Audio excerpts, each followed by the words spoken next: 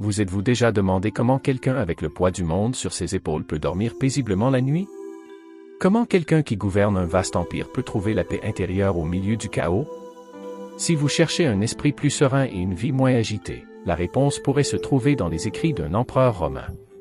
Préparez-vous à plonger dans le monde de Marc Aurèle et dans les enseignements stoïciens qui ont façonné sa vie. Marc Aurèle, tout en occupant le poste d'empereur de Rome, détenait le plus grand pouvoir du monde. Cependant, contrairement à de nombreux successeurs, il aspirait à vivre de manière vertueuse, de manière cohérente. Marc Aurèle a adhéré à l'école philosophique connue sous le nom de stoïcisme. Une partie essentielle du stoïcisme est la capacité à maintenir la sérénité mentale.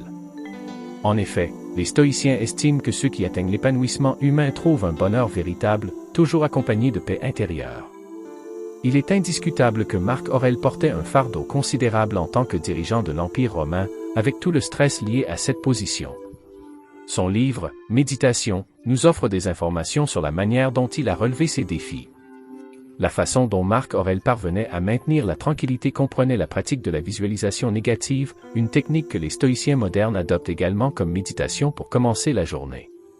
Cependant, il est tout aussi pertinent d'explorer les enseignements moins connus de Marc Aurèle, qui peuvent servir de conseils pratiques pour une vie plus sereine. Faire moins pour atteindre une vie plus calme et sereine, la simplification de nos activités est essentielle. Il est important de noter que les stoïciens valorisent la productivité en tant que vertu, mais ils prônent également la modération. Alors, quand devons-nous réduire nos actions et quand devons-nous être productifs? Marc Aurèle a remarqué que les gens s'impliquent souvent dans des activités inutiles. De nos jours, avec un accès presque illimité au divertissement, il est facile de se perdre dans des activités non productives. Lorsque Marc Aurèle parle de faire moins, il fait également référence à parler moins. Beaucoup de conversations sont vides et ne mènent nulle part, gaspillant notre temps et notre énergie. Par conséquent, faire moins signifie donner la priorité à l'essentiel, non seulement éliminer le superflu, mais aussi travailler de manière plus intelligente et plus efficace. Un des avantages notables de cette approche, en plus de la paix intérieure, est que faire moins améliore la qualité de notre travail. La pratique cohérente de ne faire que l'essentiel nécessite une approche consciente. Une habitude utile pour rester concentré sur nos efforts quotidiens est de dresser une liste de tâches la veille au soir.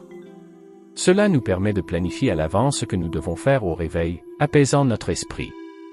En anticipant nos journées, nous réduisons la charge mentale en éliminant une préoccupation. Il est essentiel de nous interroger en permanence, est-ce vraiment nécessaire? Nous devons éliminer les distractions pour éliminer les actions inutiles qui les accompagnent. Les stoïciens ne sont pas enclins à favoriser les voyages récréatifs et ne les considèrent pas comme une approche efficace pour rechercher la tranquillité. La raison sous-jacente à cela réside dans le fait que, où que nous allions, nous emportons nos propres pensées et préoccupations avec nous.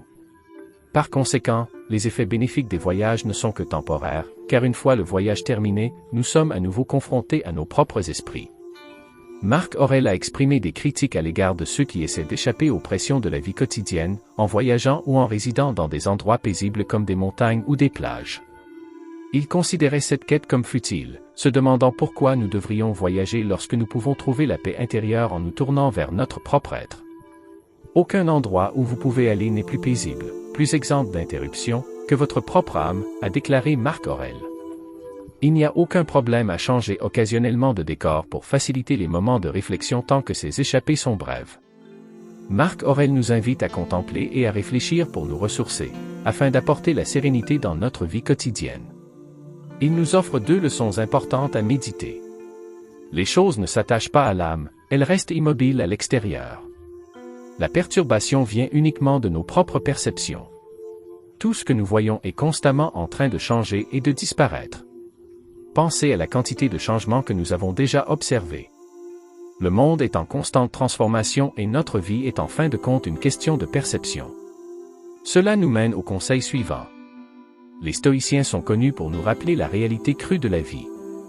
Memento Mori représente le rappel de la mort, qui est l'acceptation définitive de la nature inaltérable de l'univers, ainsi que la réalisation que nous-mêmes nous détériorerons et disparaîtrons. Marc Aurèle nous avertit de garder à l'esprit la rapidité avec laquelle les choses passent à travers nous. Un moment, nous pouvons être complètement immergés dans quelque chose, et dans le suivant, nous sommes confrontés à quelque chose de complètement différent.